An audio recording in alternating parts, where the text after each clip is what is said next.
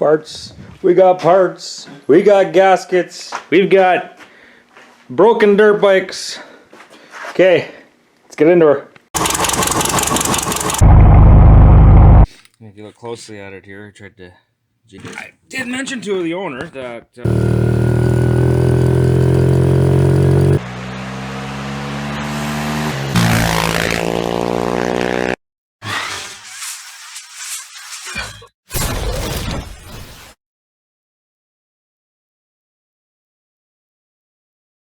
so I'm going to start this video with what do you call a good gasket? Okay, so I had a comment the other day by Mr. Panda. So what do you call a good gasket? Okay, Mr. Panda, let's check this out. Okay, so the green gasket was a gasket set that was bought online. It was bought, I believe, off eBay. And the whole entire gasket kit came with a whole bunch of gaskets for this engine. It was like a complete engine gasket kit, a complete bike gasket kit.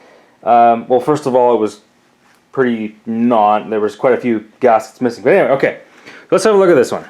Okay, so this gasket here, the green one, the whole kit cost $25. And you see here, I've got a side cover gasket, I've got a base gasket, I've got a head gasket, okay? And here's what the bill was, $106. Okay, that's the difference between a good gasket and a bad gasket. Now, let me line these two up for you and you can see. So this is the factory one. This is right from the Yamaha dealer. And we're going to line these two up. I'm going to line them up here the best I can. Okay, now you see how this is not stamped right?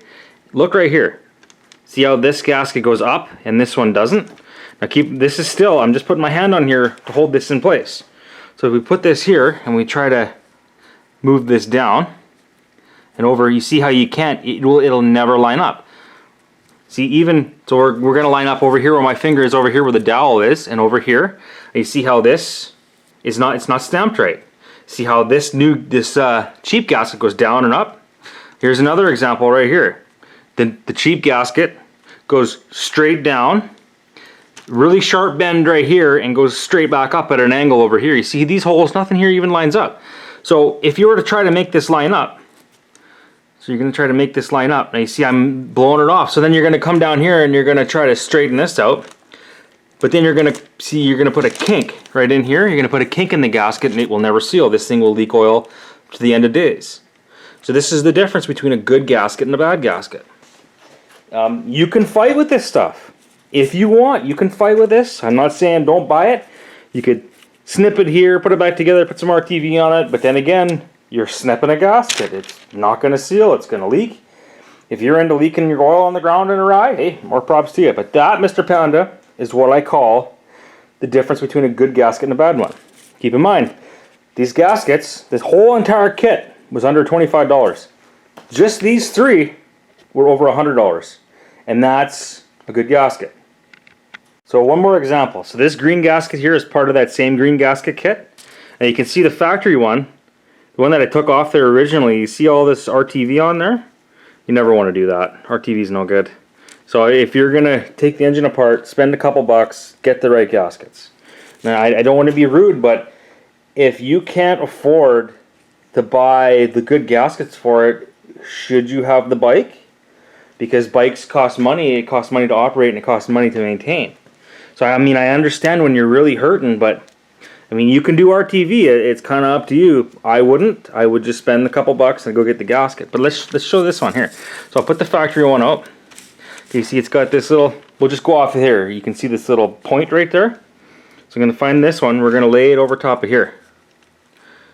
I'm going to lay it right over top of here. Now check this out. It's not even the same concentric circle. See? This here, it doesn't even come close. You'd have to bend this one down to get to there, and then you end up with a big hunk here. But even if you look at it, the holes aren't even stamped in the right spot. So if you look and you go around it, see the hole is off. Not even close. Not even close. So could you imagine the frustration of trying to put that gasket on the side of the engine? I've been there, I've done that, it's not even worth the time. Spend a couple bucks, get the right gaskets, please. Alright, so here we are, all torn back down again. A little bit of runtime on it. Piston's looking good. No big scores in it. Rings are looking fantastic, which is always a good sign. But so there is, I want to show you what you got to put in here. There's these pipes. So there's these pipes. So if I'm going to get the side cover gasket, I'm just going to tear the cylinder off, and we're going to do this properly. So these pipes, one goes in here, one goes in here, like so, and then these O-rings. These O-rings. One O-ring goes on here between the side case, and one O-ring goes on here between here and the cylinder. The O-rings that were on there were completely flat and not going to create a seal. So like I said, if I told them if I'm going to bust into it and bust her apart, and we're going to do the side cover gasket, I'm just going to bust it right down, and we're going to do proper gaskets all over again, because I didn't trust the gaskets that were on there. And that means getting these O-rings. These O-rings are like $5, I think. O-ring right there on the bottom. O-ring. He paid $7.74 for those two O-rings at $3.87 a piece. So I'm gonna come over here. I'm trying to bore you. I think a lot of my videos are getting boring. Maybe I'll just cut to the snippets, but I'm gonna start getting this prepped, and we'll get those O-rings on there, and we'll get this thing all put back together. So I got those pipes in there, but I'm going to flip the pipe, so you can see right here where there's that line, and that's where the old O-ring, here sat on there.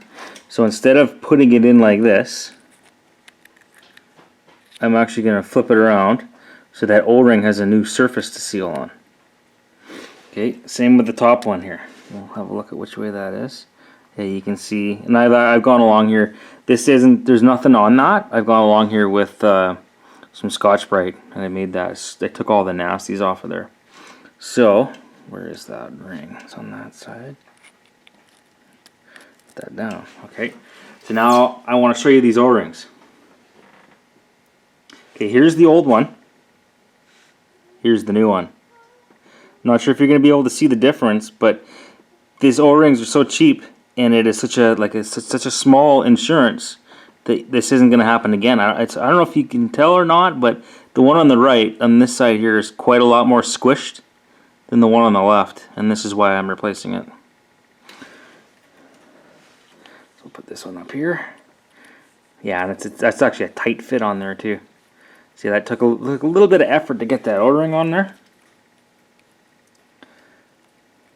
And then this guy here would just, see, this guy just like slides on there with no effort whatsoever. But that's the garbage one, so we'll just drop that one. Put this in here. Got the bag here. And we'll put this guy on here. No silicone, no RTV, no sealer, no nothing. Okay, remember that. Because if for some reason you got to take it apart, you're scraping all that off of there, if it even works to the level that you want it to. Which, you know, it won't. Been there, done that. Lots of experience with redoing things over and over again. I do my channel to show you what I've screwed up on. Actually, I should show you some of the stuff I screwed up on. Okay, base gasket. Hey, new base gasket. Only can go on there one way. Can only go on like this. Because if you look, it's got this embedded sealant in it. Some people they get nervous about, you know, oh, what if I put it on there upside down or not? You really can't put this on there upside down. It can only go on there one way. Excuse me. It can only go on there one way. So we're gonna put that through. We're gonna pull our timing chain up through here without getting in the way of the camera. And I believe that this timing chain is new. I can't remember. It's been so long since I did that bottom end of this engine. Okay. And the gasket is on there. No RTV, no sealer, no silicone. And then if you look over here, there's actually a dowel that this has to go on. And you see that? You see how that just slipped right down on that dowel? If you had an aftermarket gasket, that wouldn't have just slid down on there so nicely. They don't do things nicely when it comes to the aftermarket. They just get it done and sell it and send it out the door. Okay, all right. Next thing I want to talk about is ring gap. Where you put your ring gap. So if you can see right here, so it's not too shiny. There's that ring, the ends. The manual is pretty specific as to where they want you to put the gaps on the piston. Ultimately, in the end, as long as you stagger them, so I'm going to put one here, okay, and the other one is over here where my finger is on that side. It's going to be completely staggered across from each other. Because what you don't want is you don't want to have these two ring end gaps together, because you're going to get blow by and no compression. So if you were to put it together like that, with the two end gaps right in the same spot, there's nothing sealing between the piston and the cylinder all the way through here. So we're going to take that and I'm going to spin it all the way around. Same goes for the oil control ring. Let's see if we can find those ring gaps. Okay, so I'm going to spin everything here. There's a scraper gap right there. That's going to be virtually impossible for you to see on the camera, but there's a scraper gap. And there's a scraper gap. Those are too close together, so I'm going to get my pick and I'm going to flip those around. Oh, doesn't my chair sound lovely?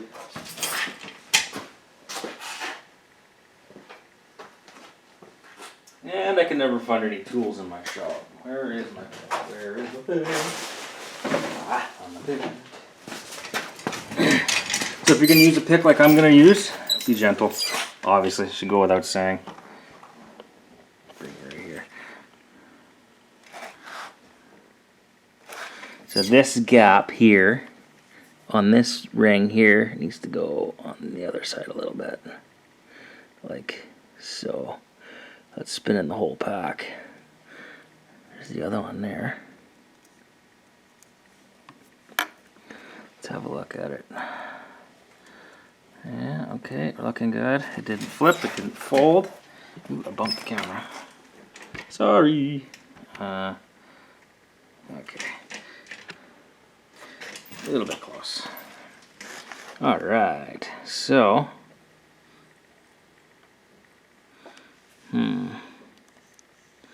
I see a bunch of dirt in there. That's no good. Hang on. Gotta do some cleaning. I'm just going to use a little bit of brake clean. Spray that dirt off there. I don't know how that dirt got in there. Pretty sure this was all clean when I put it together. Hoping that's just carbon, which is probably what it is. Because when you first get these things running, you want to run them a little bit rich. So I don't want the go down inside. Oh yeah. Nice and easy.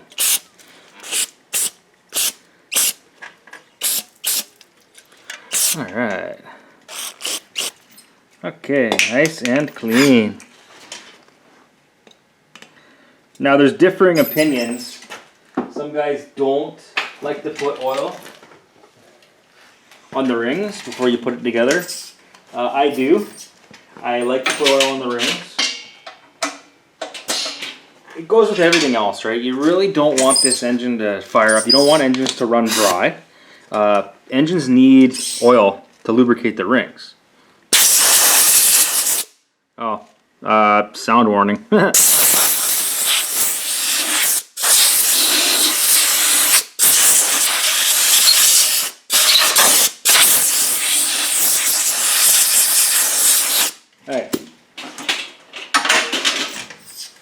So, I am going to oil the rings. However, I am not going to use 4-stroke oil. I'm going to use a little bit of this 2-stroke, and I run 2S.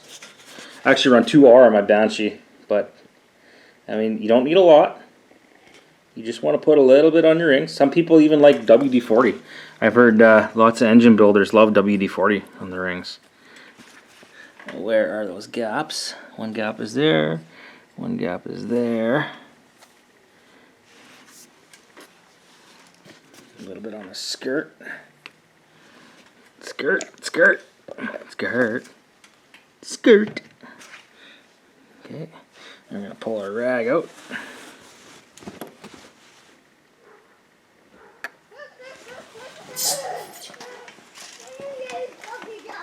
No, my puppy dogs. Okay, so I went and grabbed the cylinder. So this cylinder we sent to a machine shop. They did a bit of cleaning on it, it was okay. But this one here, unlike the 450, this one here has got really good cross-hatching. And there's no big grooves and some scores. So you can see right there, you can see a little bit of grooving in it, but you cannot feel it with your finger. And it has quite a bit of crosshatch still in it. I forget to be able to see it. So you're looking for scratches going that way and scratches going that way, strategically. That's your crosshatch. So, just like with the rings, I like to use a little bit of oil. Put a little bit of oil in the cylinder, not a lot, just a little bit. And it's going to smoke already when you fire it up. But you want things to be lubed. You want them to be nice and slippery when you put them in there. Okay, now this is the fun part. It's the part that everybody has trouble with, including me. Getting this on there, squeezing your rings without breaking a ring. Where are those caps? Okay, I go one at a time. So first you're going to have to go over your timing chain guide. And then feed the timing chain. Can you even see what I'm doing? Probably not. Feed the timing chain up through the hole. Yeah. Need longer fingers. That's what she said. I made my own joke about my own stupid stuff. Okay. Timing chain. That up through the gap. Okay. And oops, put something on that. Okay.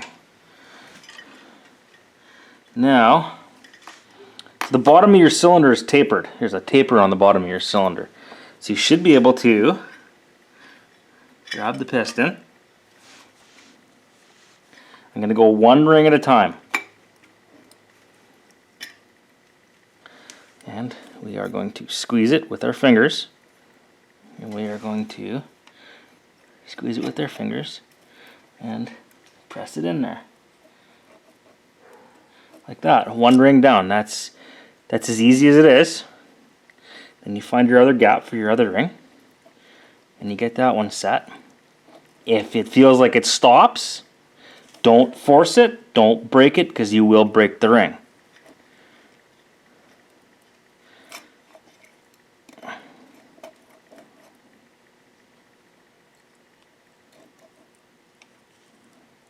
What's going on here on this side? Wow, look at this side. Oh yeah, it's not even straight. Oh yeah.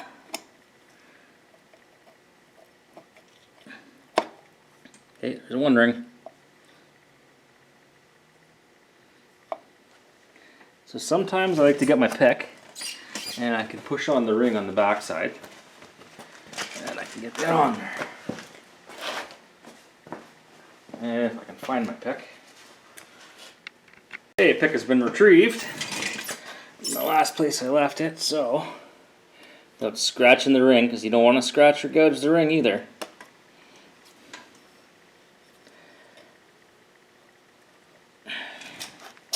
Oh no. Well, I'm kind of failing here a little bit. Okay. I can turn the camera on. I need to turn the camera on. Okay. Let's see here. See if we can do this again here. Let's see where those gaps are. Okay.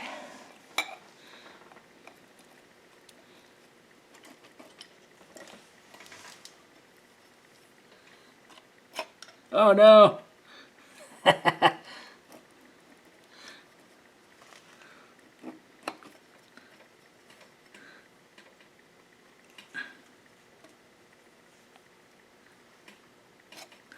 Oh shoot.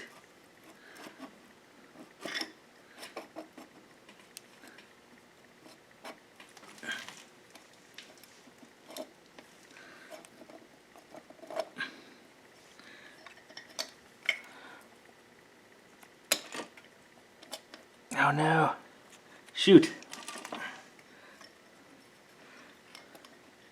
Alright, I'm gonna fight with this. That's the idea. You wanna pinch it together, pinch the rings, slide the cylinder on. I'm gonna fight with this here for a bit. All right, a little bit of swearing, a little bit of cursing. I got it to slide on there. Okay, so gasket's still in decent. Okay, and then should be able to slide this on. No grinding sounds or nothing. Ah, nice and smooth. Okay.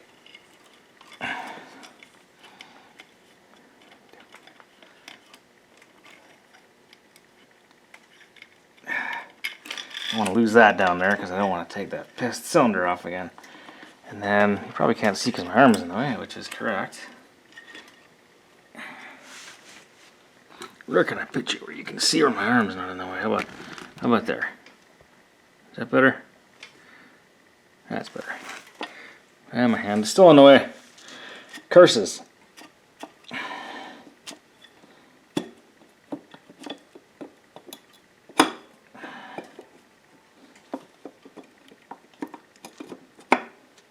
Okay, she's on there.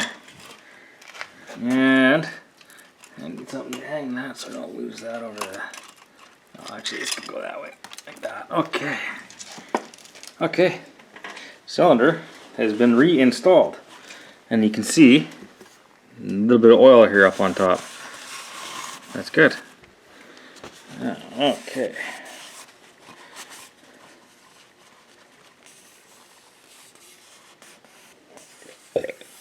Now we get to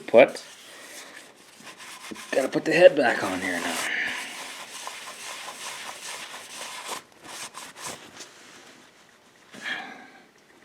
Alright. So how do you clean your head? I use hot soapy water. That's all you need. I used to use solvent, but this stuff is pretty gross and you're breathing in that solvent all day. So this is just a red Scotch-Brite. Not too aggressive. You can go along there, you can scrape off the gasket surfaces. So this head, we sent this to the machine shop and it came back looking the same way as it went in, and I don't even think they touched it or did anything to it. It was still just as dirty as ever. Quite disheartening too. At the machine shop that I used to go to used to be pretty good, and now they just do bare minimum and kick stuff out the door. But yeah, so I'm working on the head. Got all the valves out. I'm going to scrub her down here for a little while. Get her all nice and clean before I throw it back on there. Alright. Ooh, the head's all nice and clean. It's actually looking good now. This is the way it should have looked coming back from the engine shop. Machine shop. Alright. I am going to spend a bit of time and I'm going to clean all the carbon and crap off of these valves. Got the what the hell does he call these things? I watch a lot of that Vice Grip Garage. Derek, he calls this cheek poker. So this is like the motorized cheek poker. So we're going to use the motorized cheek poker and clean up them valves.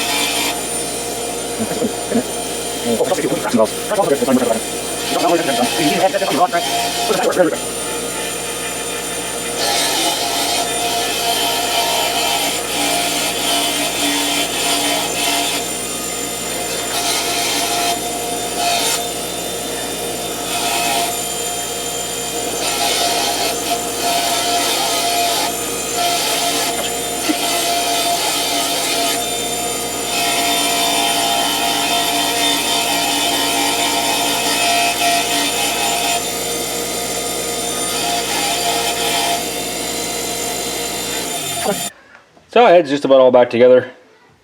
I did clean the valves, like the valve's looking pretty good. But I don't like the sealing surface on the valve. You can look at it, it looks a little questionable. So I'm just going to relap the valves. I've done all the other valves. I figured I'd just sit the camera on to do this, to do the last one. So you need your valve lapping tool, this guy right here. And you take the valve and you stick it on there. Then we take a little bit of our valve grinding compound, just a little bit, little dab will do you. And I'm going to put it on just the valve face here. And just a little touch here on the head. Only here, nowhere else. You don't want this stuff to go down the valve guide because then it's just going to chew the valve guide up. And last, we're just going to put a little bit of oil here on the valve stem. And we're dropping it in there. So if you've never lapped valves, this could be a little bit aggravating. But, move the camera because my hand is going to be annoying. We're going to take it, we're going to spin it, lift it. Back and forth like this, lift it. Back and forth, lift it. And if you listen, you can hear it cutting. So it's grainy and then it thins out. Grainy and then it thins out. Up and down. Back and forth. This is lapping a valve. A good machinist in a good machine shop doesn't have to lap a valve if you do your cutting right. Machinists never lap valves unless he's unsure of his work. Okay, sounds good. We're going to pull it out. Take the valve off of here. And clean this off.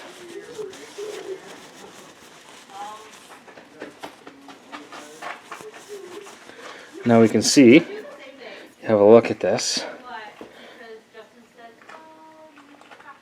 You can see that right there. You can see right along the edge. See, it's like gray. That's what we just cut into the valve. Yeah, looks good. And then the head, we're going to go and clean all this shit right off the valve seat. I'll get you in here and you can have a look at what I just did here to the valve seat. You can see it. I don't know if you can see it, but yeah, you can see the ring, the very tip of my finger. The ring that goes around there. That's what we just cut in there. So these valves are all ready to go.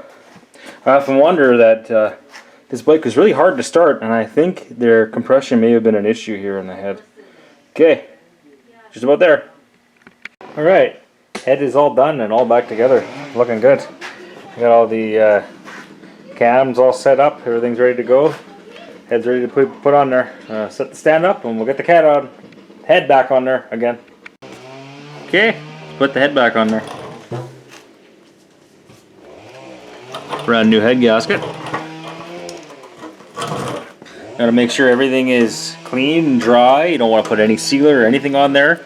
No silicone, no dirt, no water, no nothing. It needs to be clean and dry.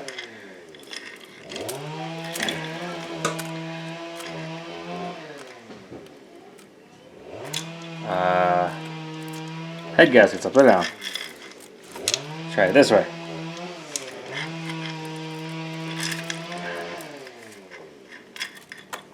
That's better. Okay. Okay. Time for a D-head. Oh, goodbye, my lovely pistons? No. Goodbye, my lovely valves. Which have all been nice and clean.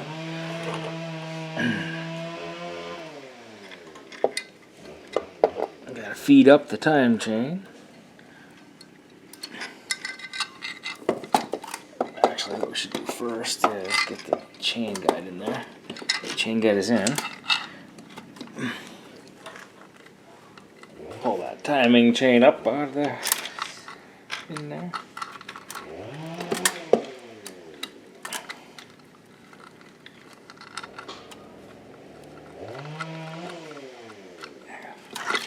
Oh no!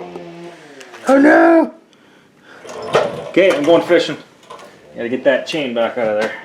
Darn it. Okay, take two. I got a magnet this time.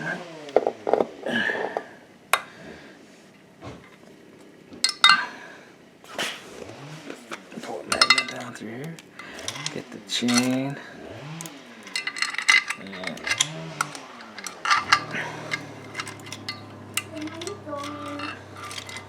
Oh, you were sitting right there when we were talking about it. Okay. Chain is up. Everything's looking good. Does she sit down nice on there? She does. Like that. Head is on. I gotta get the bolts and get her torque down. Alright, I got that timing chain back out of there. Head sitting on there, and we're gonna put the head bolts in. I got one on this side. Yeah, okay. Let's see here. That guy off of there. After here. So, what they recommend, what the manual recommends, and what you should do is you need to oil the threads of the bolt and the heads of the bolt and under the washers of the bolt.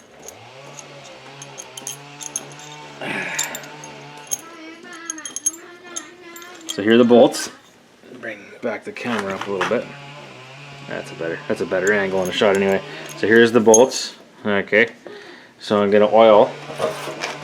Put the bucket under here so I don't make too much of a mess on my floor.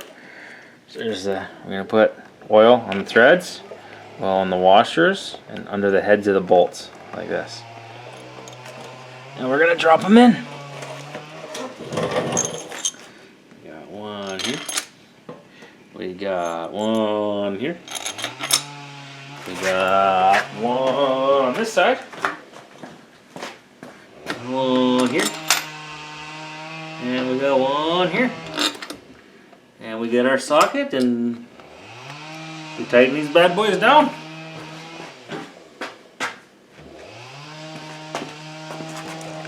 So I got my trusty phone and my manual out. So we want the torque. So if we look right here, I'll open this up here a little bit. There's the head bolts, 1, 2, 3, 4. And it says 44 Newton meters, 32 foot-pounds. And when you're tightening this down, you kind of want to go in stages. You don't just want to go crank on one bolt to 32 foot-pounds. You want to go back and forth in a crisscross pattern. Back and forth, back and forth. So I got my torque wrench. It's going to be hard to tell. But right on the 30 line, so the 30 line's right on the bottom. I'm going to write it 32, right in the center there. So we're at 32.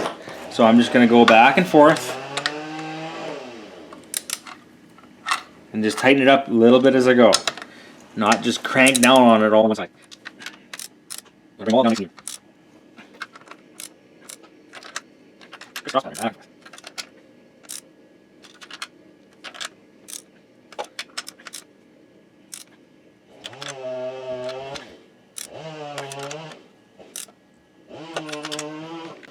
I changed my torque wrench. I've got my digital torque wrench here now. What do I want on here? I want foot-pounds. Okay, so we got 32 foot-pounds. I think there's something wrong with that other torque wrench. Seemed like it was getting awfully tight.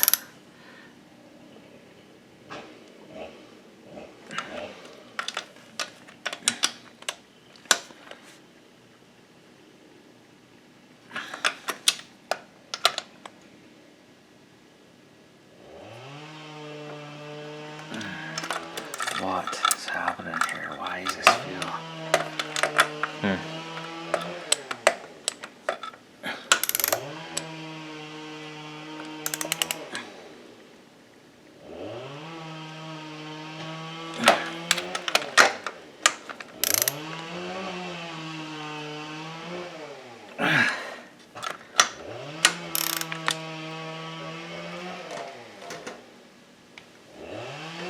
Holy moly, why is this? Boy, this sure feels tight. Okay, we're getting somewhere. Not in the way of the camera. Nope, there we go. Right on.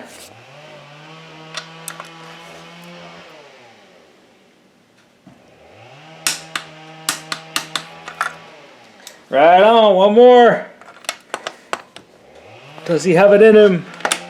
Is it gonna work? Oh, it's a little bit loose on that one. Oh, there we go. 32 foot-pounds. Now we're just going to go around again and just double check. Sometimes when you tighten them up, one might loosen up on you. Tight. Tight. Tight. See, most guys in most channels, they just make the clicking sound. I don't have to because I use a torque wrench. Okay, I'm going to put my chain guide in there. I believe it goes right down there. Or how's this going there? Oops. Oops, I think the chain guy's got to go in there first. Uh-oh. I done made a boo-boo. Oopsie. Oh well. Oh darn. Made a boo-boo, gotta pull the head off. Alright, crisis averted. On to next things. I need to get my timing covers off and put the cams in there. Okay. Timing covers, cams, and go. So I kind of jumped ahead. Head's back on, torqued all down.